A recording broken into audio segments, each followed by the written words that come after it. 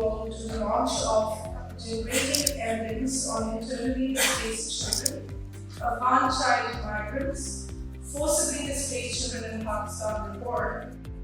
This report basically recommends very solid and concrete ideas how Pakistan can take forward its hospitable generosity when it has looked after people who are displaced, people who are internally displaced, people who are migrant.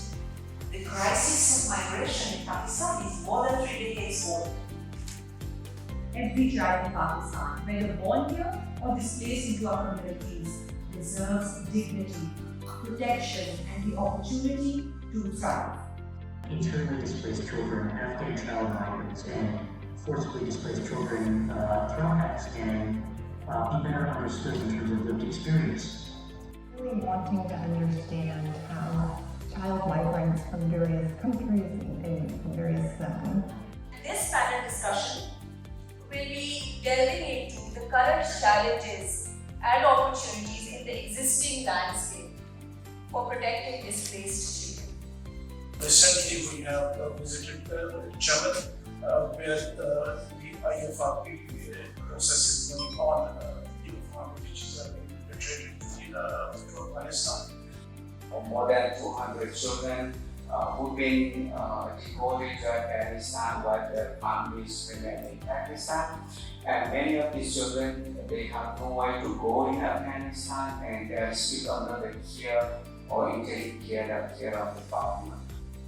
Addressing the need of vulnerable communities remains a heavy impact, particularly when it comes to Afghan refugees, Afghan refugee setbacks, where protection risks are heightened. When can we expect the official notification of the child protection policy in Balochistan and in Khyber Pakhtunkhwa? Very soon, very shortly, we will basically notify the child protection policy, and after that we are basically report the implementation action plan on that policy. When it comes to Afghan migrant children, the unaccompanied and the separated children that our UNHCR representative was referring to.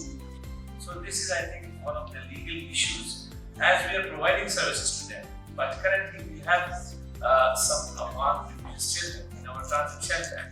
We basically proceed their cases in a court of law. Children who are facing any psychological illness or PTSD, post-traumatic stress disorder, the children who are exploited sexually or being abused, abducted.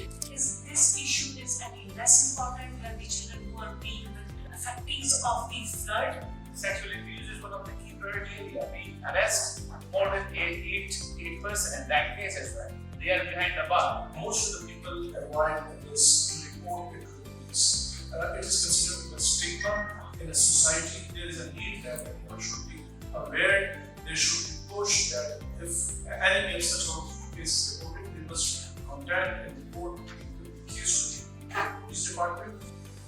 What about the inter-provincial coordination? Because as we're talking about internally displaced children and child migrants, and the study also includes not just KP and Balochistan provinces, but ICT and Karachi, where there is a lot of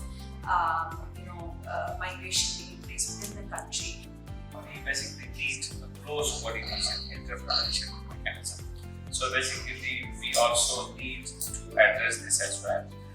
We will use its evidence to advocate with the government of Pakistan to remove legal and administrative barriers that prevent displaced and migrant children from accessing essential services. Enhance cooperation and accountability through better use of data, including the Child Protection Information Management System, to track and respond to the needs of children on the move. And I'm happy to report here that with the help of our technical partner UNICEF, the National Commission on the Rights of Child is going to establish very soon a Child Protection Information Management System, which is going to be integrated with all other policies.